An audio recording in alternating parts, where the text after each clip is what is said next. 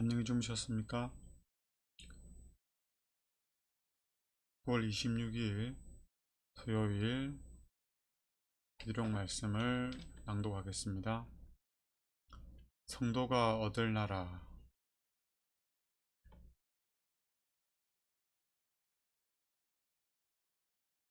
지극히 높으신 이의 성도들이 나라를 얻으리니 그 누림이 영원하고 영원하고 영원하리라. 하나님의 나라를 얻을 자가 누구인지 분명히 말씀하고 있습니다.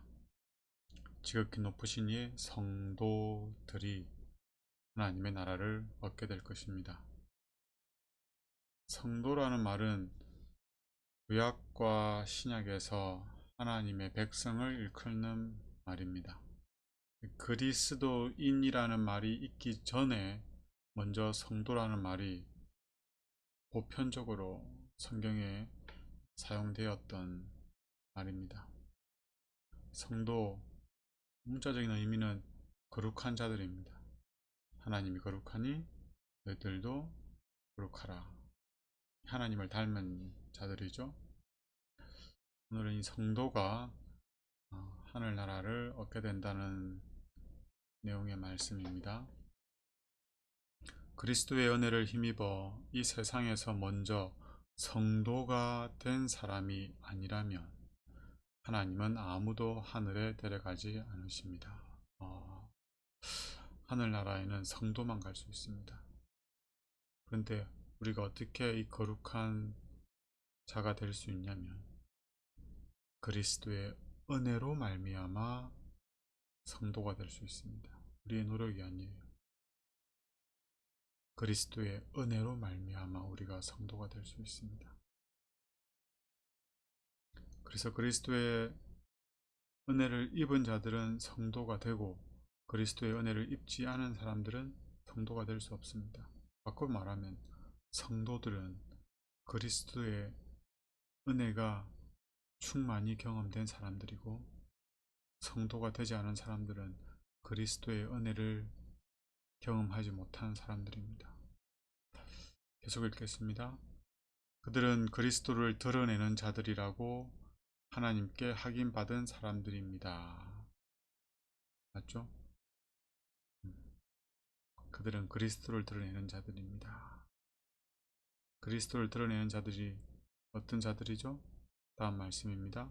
그리스도의 사랑이 영혼의 변함없는 원칙으로 자리 잡은 사람은 그리스도와 함께 하나님 안에 자신이 머물고 있음을 깨닫게 될 것입니다.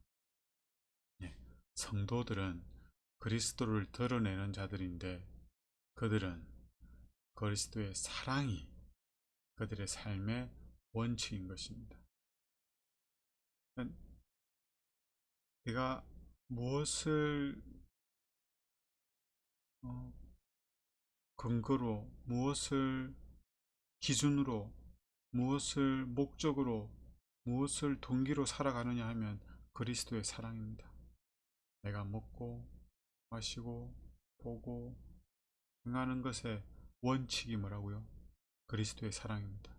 내가 다른 사람에게 대하는 태도가 그리스도의 원칙에 의해서 결정된다는 거죠. 아니, 그리스도의 사랑을 통해서 결정된다는 것입니다. 다음 말씀 보겠습니다. 하나님이 노래하며 기뻐하실 사람은 이렇듯 깨어 기도하고 사랑하면서 그리스도의 일을 하는 사람들 뿐입니다. 사랑하는 아들의 품성이 자기 백성에게서 더욱 충만히 드러나는 모습을 볼수록 하나님은 그들에게 더 큰 만족과 기쁨을 얻으실 것입니다. 하나님과 하늘의 천사들은 그들로 인해 기뻐 노래합니다. 믿는 죄인은 무죄 선고를 받고 죄책은 그리스도에게 지워집니다. 빚진 자들의 계정에 그리스도의 의가 주어졌습니다. 대차 대조표에 있는 그의 이름에는 용서, 영생이라는 문구가 기록됩니다.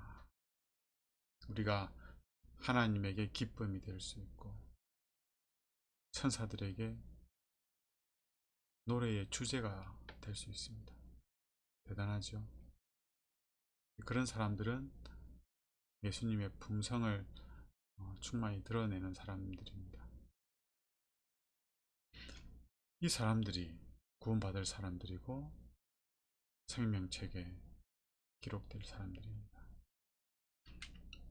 다음 말씀입니다. 우리는 하나님의 동력자들이요 사람이 밭을 가꾸면서 기쁨을 누리듯 하나님 역시 믿는 그분의 아들과 딸들에게서 기쁨을 얻으십니다. 밭 일은 끝이 없습니다. 잡초를 뽑아야 하고 작물을 새로 심어야 합니다. 부자란 가지는 잘라내야 합니다. 주님도 자신의 밭을 위해 그렇게 일하십니다. 자신의 작물을 그렇게 돌보십니다. 그리스도의 성품인 은혜가 드러나지 않는 성장은 어떤 것도 그분께 기쁨이 될 수 없습니다. 그리스도의 보혈로 사람은 하나님께 소중한 존재가 되었습니다. 어떤 작물은 살아남기 힘들 정도로 아주 연약하지만 주님은 이런 사람들을 특별히 돌보십니다. 여기서 하나님께서 영혼을 구원하는 것을 밭을 가꾸는 것으로 비유하셨죠. 하나님께서 우리를 구원하시기 위해서 농부이신 예수님이 끊임없이 일을 하신다고 말씀하십니다. 다른 말로 끊임없이 우리에게 은혜를 베풀어 주십니다. 그래서 우리가 맺는 열매는 농부가 수고한 예수님이 베푸신 그 은혜의 산물인 겁니다. 하나님은 우리에게 열심히 일을 하고 열심히 일을 해서 좋은 성과를 내라 라고 하지 않습니다. 그리스도의 은혜를 받아들이라고 합니다. 그리스도의 은혜를 경험하라고 합니다.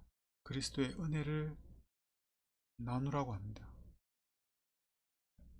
그래서 우리 삶 속에 맺혀진 열매들은 다 그리스도의 은혜의 결과들이어야 됩니다. 내가 노력해서 이룬 것들, 내가 잘나서 해낸 것들이 아니라 그리스도의 은혜로 말미암은 것들이어야 됩니다. 그래야만 나중에 추수하실 때 그리스도의 은혜의 열매들이 추수될 때 우리도 추수될 수가 있습니다. 어떤 그 인위적인 우리의 노력, 인간적인 성과 이런 것들이 아닙니다. 다시 한번 말씀드리지만 우리는 하나님의 은혜로 구원을 받게 됩니다. 우리는 하나님의 은혜로 용서를 받게 되고 하나님의 은혜로 성품의 변화를 경험하게 됩니다. 우리는 하나님의 은혜로 성도가 됩니다. 은혜의 시기에 하늘의 가마력을 내뿜는 품성을 빚어낸 사람만이 하늘에 들어갈 것입니다. 하늘의 성도들은 먼저 이 땅에서 성도여야 합니다. 무슨 말인가 하면 우리의 성품은 하늘에서 갑자기 변화되는 것이 아닙니다. 예수님이 오셨을 때 놀랍게 변화되는 것이 아닙니다. 우리는 이 땅에 이 땅에서 소유하고 있던 그 성품, 그 품성 그대로 하늘에 가지고 올라갑니다. 그래서 우리는 이 땅에서 먼저 거룩함을 경험해야 됩니다. 품성의 변화를 경험해야 됩니다. 즉, 성도가 되어야 합니다. 기도하겠습니다. 하나님의 은혜로 성도가 될 수 있도록, 우리의 삶으로 그리스도를 드러내는 성도가 될 수 있도록, 그리스도의 사랑을 삶의 원칙으로 삼은 성도가 될 수 있도록, 예수님의 성품을 닮은 성도가 될 수 있도록, 우리를 통해 예수님의 성품이 드러날 수 있도록, 동일한 기도인데 표현만 다르죠. 정말 우리가 이 땅에서 하나님의 은혜로 변화를 경험하는 예수님 닮은 성도가 되었으면 좋겠습니다. 그리고 오늘 안식일인데요. 우리의 이 거룩한 날에 우리의 눈과 마음이 구별되기를 원합니다. 이 땅의 것들이 아니라 하늘의 사물에 고정될 수 있었으면 좋겠습니다. 기회가 된다면 천년계에 나가거나 말씀을 더 많이 보시거나 암송을 하거나 찬송을 하거나 이웃을 염려하고 방문하여 그들을 위해 교제를 나누며 기도하거나 우리의 마음이 하늘의 사물에 고정될 수 있도록 기도하겠습니다.